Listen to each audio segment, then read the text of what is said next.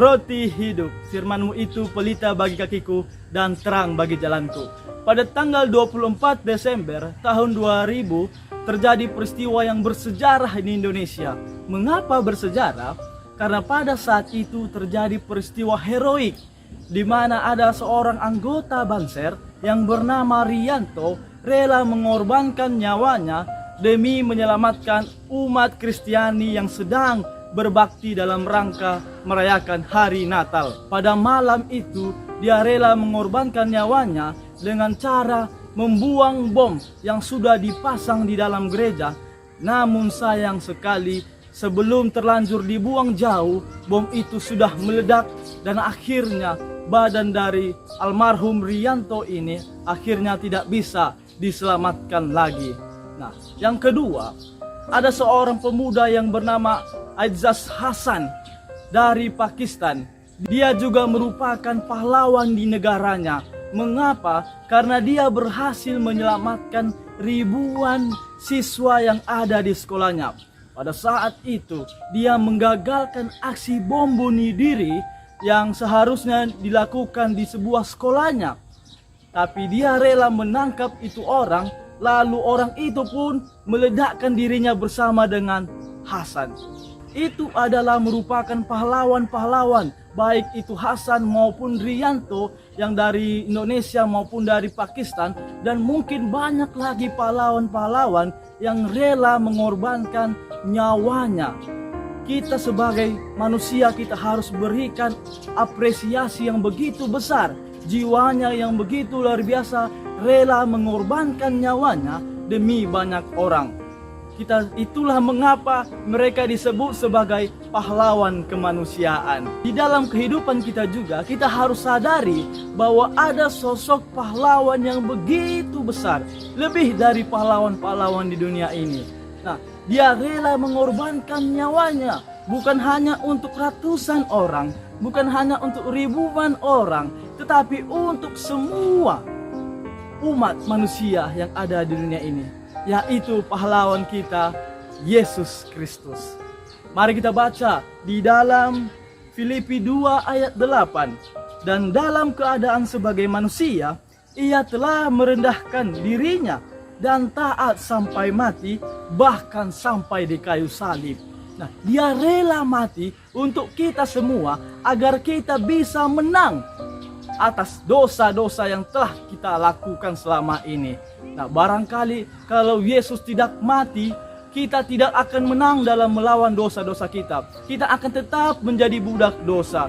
Nah, itulah mengapa walaupun Yesus mati, tapi ia tetap menang menyelamatkan kita. Misinya telah sukses. Nah, di dalam Yohanes 12 ayat 24 lebih jelas mengatakan, jikalau biji gandum tidak jatuh ke dalam tanah dan mati, ia tetap satu biji saja. Tetapi jika ia mati, ia menghasilkan banyak buah. Perlu kita ketahui bahwa kematian Yesus bukanlah kematian yang harus ditangisi. Namun kematian Yesus adalah merupakan kematian yang harus kita syukuri. Mengapa? Karena Yesus rela mati demi menyelamatkan kita yang berdosa.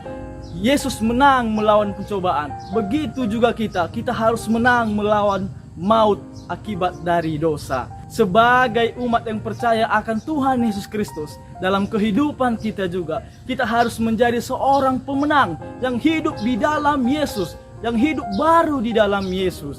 Nah, dalam kehidupan kita sering melakukan banyak sekali dosa-dosa dan pelanggaran terhadap Tuhan kita, baik itu melanggar hukumnya maupun juga kepada sesama kita, yang membuat sesama kita mungkin tidak merasa suka kepada kita atau merasa sakit hati gara-gara kita.